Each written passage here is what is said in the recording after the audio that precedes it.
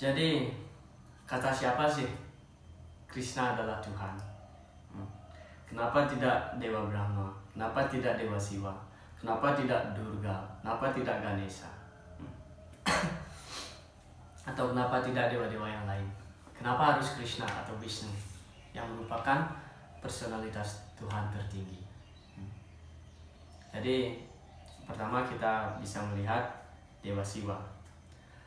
Dalam Srimad Bhagavad Purana dijelaskan bahwa Nina Ganam Yatha Ganga Dewanam Achyuto Yatha Vaisnavanam Yatha Sambhu Purananam Idam Tatha.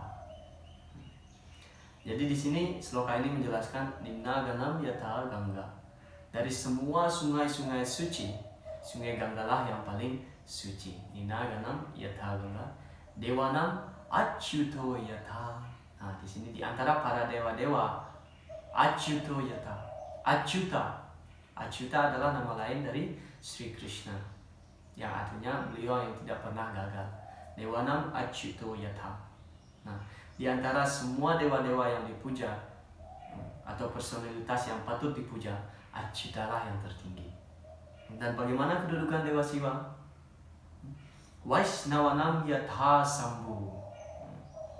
Nah, jadi Sambhu itu yaitu Dewa Siwa. Vaisnavanam Yatha Sambhu. Sedangkan Dewa Siwa adalah pemuja tertinggi dari Sri Krishna.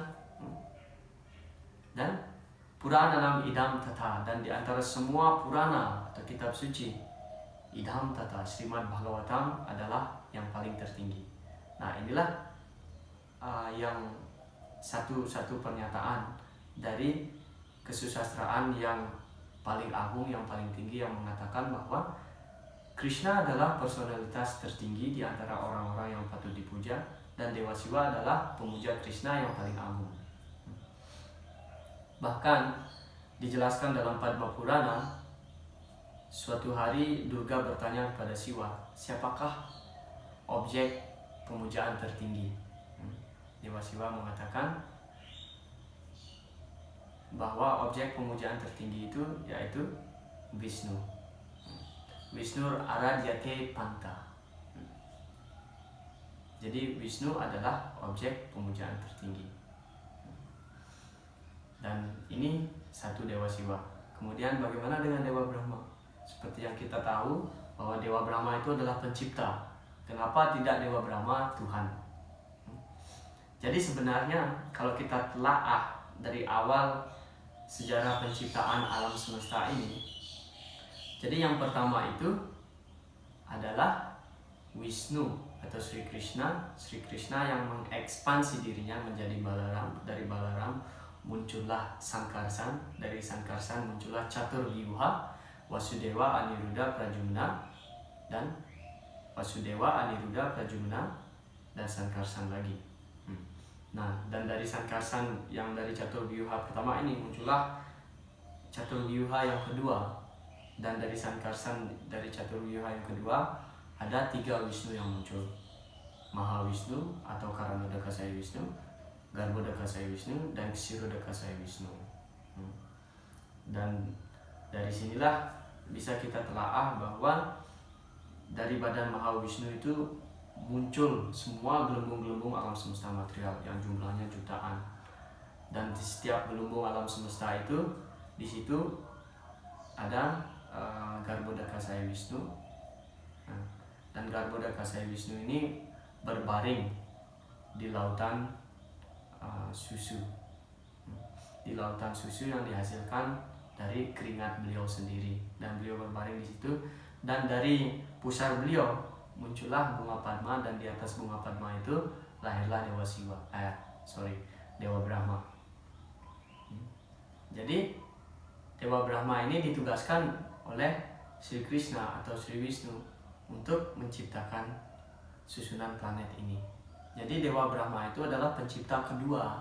Nah, Dewa Brahma adalah pencipta kedua. Jadi pencipta yang pertama yaitu Sri Krishna. Inilah posisi Dewa Brahma. Dan Dewa Brahma pun mengatakan bahwa Ishwara Parama Krishna Sachid Ananda Vigraha Anadiradir Govinda Sarva Karana Karana.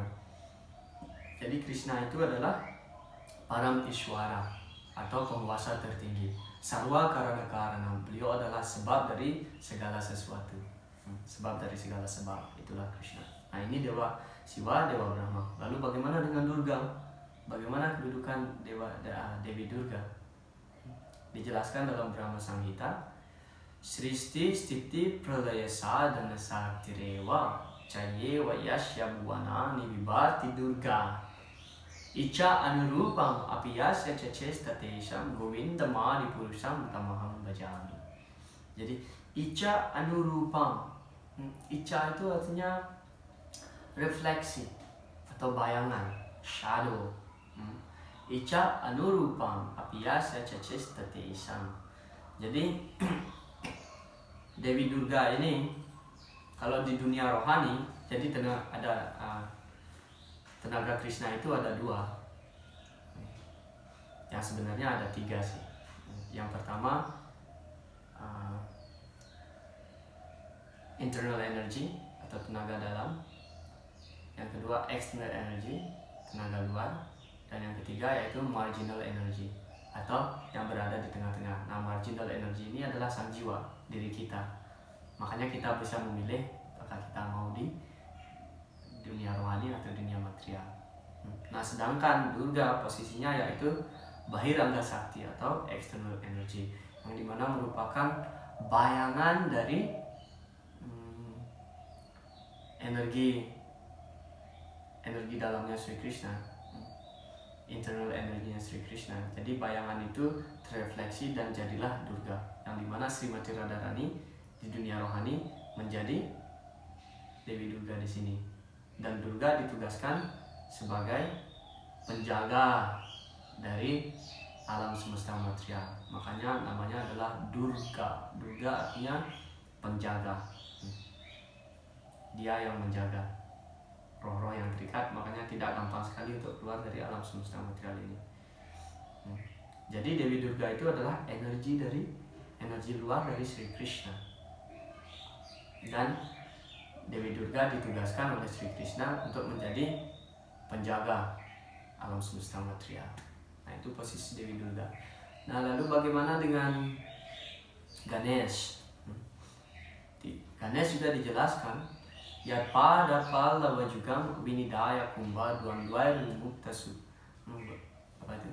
Yatpada Pallava Jugam Vinidaya Kumbha Dwandwair Pranama Samayesa Ganadi Raja Vignan Vihantum Alamasya Jagat Rayasya Govindamadi Purusham Tamaham Bhajami. Jadi Yatpada Pallava Jugam Vinidaya Kumbha Dwandwair Vimukta. Apa itu? Yatpada Pallava Yugam Vinidaya Kumbha Dwandwair Pranama. Dwandwair Pranama. Jadi Ganesh itu meletakkan kaki Padma Sri Vishnu. Pada Pallava Yugam. Jadi pada kakinya Sri Vishnu ditaruh di kepalanya Ganesh untuk dipuja. Dwandwair Pranama. Jadi Ganesh ini mengaturkan sembah sujudnya kepada Sri Vishnu. Dwandwair Pranama Samaye Sagana Diraja Vignan Vihantum Alam Asya Jagat Rajasya. Dan tugasnya Ganesh yaitu menghancurkan semua rintangan dalam pelayanan bakti kepada Sri Krishna. Makanya sering kita temukan di rumah-rumah penyembah Ganesh, foto Ganesh atau arca Ganesh ditaruh di depan, di atas pintu atau di gerbang, karena ini tujuannya untuk Ganesh itu melindungi kita supaya kita bisa berbakti kepada Sri Krishna. Inilah posisi Ganesh. Dan bagaimana pendapat para risi-risi yang agung, para acarya, guru-guru yang terdahulu. Jadi dalam Srimad Bhagavad Gita, Arjuna mengklaim Param Brahma, Param Dhamma, Pavitram Paramam Bhavam, Purusham Saswatam Divyam, Adidevam Ajam Vibhum. Ahus Tvam Risaya Sarve Devarsi Naradas Tata Asito Devado Vyasa Swayam Eva Bravisimi. Jadi Arjuna mengatakan, Param Brahma, engkaulah Brahman yang tertinggi. Param Brahma, Param Dhamma, engkaulah tempat yang tertinggi. Param Brahma, Pawitram. Jadi engkaulah yang maha murni. Pawitram Paramam Bhavam. Engkaulah yang paling murni di antara yang murni. Pawitram Paramam Bhavam. Purusam Saswatam Divyam. Dan sifat Anda itu divyam, rohani. Purusam. Artinya engkau adalah penikmat tertinggi. Purusam Saswatam. Dan engkau selamanya kekal dalam posisi ini. Saswatam Divyam. Adi Dewam. Nah, Adi Dewam artinya Krishna adalah sumber dari semua para dewa. Adi Dewa. Dan di sini termasuk juga Brahma, Brahma, Siwa, dan Indra, dewa-dewa yang lain. Adi Dewa, Ajam. Ajam artinya tidak terlahir. Engkau tidak terlahir. Tapi engkau yang melahirkan setiap orang, setiap makhluk hidup. Aham bija pradapita. Krishna juga mengatakan dalam Bhagavad Gita, Aham bija pradapita. Aku adalah ayah dari semua makhluk hidup. Lalu ini pernyataan Arjuna. Bagaimana dengan yang lain? Arjuna juga mengatakan, Dewasi Narada. Narada Muni juga mengatakan seperti itu. Engkau adalah Tuhan yang Maha Esa. Kepribadian Tuhan tertinggi. Dewasi Narada Tata Asita Devala Biasa. Dan ketiga Resi yang agung juga selain Narada Muni mengatakan hal yang serupa. Asita, Dewala, dan Biasa. Jadi itulah, tidak ada keraguan lagi bahwa Krishna adalah personalitas tertinggi Tuhan yang Maha Esa. Lalu bagaimana dengan inkarnasi-inkarnasi yang baru-baru muncul seperti Sai Baba, seperti itu. Jadi Sai Baba itu sebenarnya adalah seorang yogi, seorang petapa yang mendapatkan kesaktian, seorang petapa yang mendapatkan kesaktian dan mengklaim dirinya sebagai Tuhan hanya dengan melakukan magic trick, dan orang-orang percaya kalau Sai Baba itu adalah Tuhan. Jadi dijelaskan bahwa Tuhan itu sebelum muncul di dunia ini sudah diramalkan dalam kitab suci. Jadi Sri Krishna sudah diramalkan kemunculannya. Dan Chaitanya Mahaprabhu sudah diramalkan juga kemunculannya. Semua awatara-awatara yang lain juga, termasuk Buddha Awatara. Jadi dalam Srimad Bhagavatam yang dimana ditulis oleh Srila Vyasadeva lebih dari 5.000 tahun yang lalu, jadi di situ sudah dijelaskan bahwa Buddha akan muncul, dan memang betul Buddha muncul 2.500 tahun yang lalu. Dan kemunculan Sri Chaitanya Mahaprabhu pun sudah diramalkan dalam Srimad Bhagavatam. Krishna Warnam Tusya Krishna Sanggo Panggas Tapasadam Yagyai Sankirtana Prayai Yajantihi Sumeda Saha. Krishna Warnam Tuisa Krishna. Jadi Krishna akan muncul di zaman Kali Yuga ini, tetapi warnanya itu Krishna. Krishna artinya hitam dan Krishna artinya tidak hitam. Nah, dalam hal ini Gauranga Mahaprabhu muncul dalam warna yang berbeda, bright color, warna keemasan. Tuisa Warnam Tuisa Krishna Sanggo Panggas Tapasadam, dan beliau akan muncul dengan kawan-kawan beliau, senjata.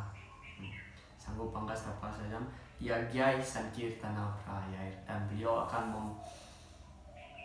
mempropagandakan gerakan Sankirtan ini. Yagyai Sankirtana Prayai Yajantihi Sumeda Saha, dan orang yang bergabung dalam gerakan Sankirtan ini adalah Sumeda Saha, orang yang cerdas.